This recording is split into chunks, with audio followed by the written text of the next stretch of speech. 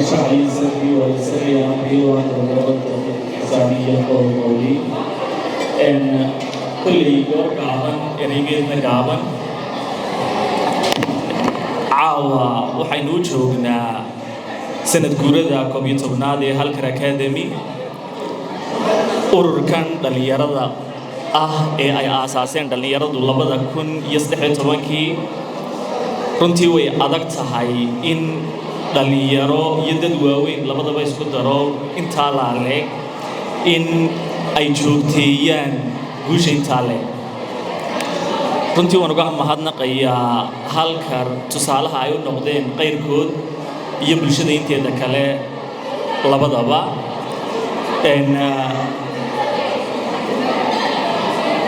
waxaan quruxda badan aad arkaysaan marka xagga dambe laga eegayo waxa ka dambeeya jid dheer oo soo jeed dadaal qodax badan lahaa oo ay u soo samreen teamkani markii bulsho meel isugu timaado kama maaranta cid hogaamisa dhalinyarada waxa isku haya oo dhalinyaro ka soo kala jeeda daafaha Somaliland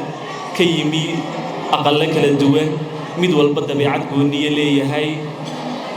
mid aamusan oo u baahan in loo hadlo iyo mid qalqaaliyo oo ay tahay in lagu hayo xakamaha labadaba isku haya samatar jaamac beega gogoomiyahooda on runtii dhabar adayga iyo dulqaadka iyo dhalinyarada sidoo isugu hadiyo runtii dad ka waaweyn aanay isugu hayn kareen dhalinyaro uu u noqday isagu waalid isagu leeg oo aan u baahnayn mararka qaar inay intay la hadlaan xaafadahoodii ay weydiiyaan wax inkama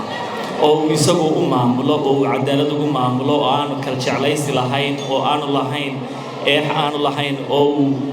isugu haya sidii ubadka yaryar runtii ugu bogaadinaya waxaan ku soo gabagabeynayaa dhalinyarada iyagoo kala iyo dadka ka waaweyn waayo in ummad la maamulaa wax sahlan maaha ee maamulaya bulsho meel isugu timi waxa ugu horeeya ee bulsho la isugu hayn karaa waa cadaalad iyo inaad u noqoto fair inay tusaale u noqdaan iyagoo kale runtii ma doonayn hadalka sii dheereeyo oo waqtiga oo gaaban oo xilli dambe darteed intaas ku soo koobaya laakiin maadaama hadalladu dheer yihiin waxaan jeclaan lahaa dadka iga dambeeya in sidan ka wanaagsan oo ka degan loo dhageysto haddii Ilaahay dhaahdo waanad mahadsantihiin mar labaad iyo mar saddexaadba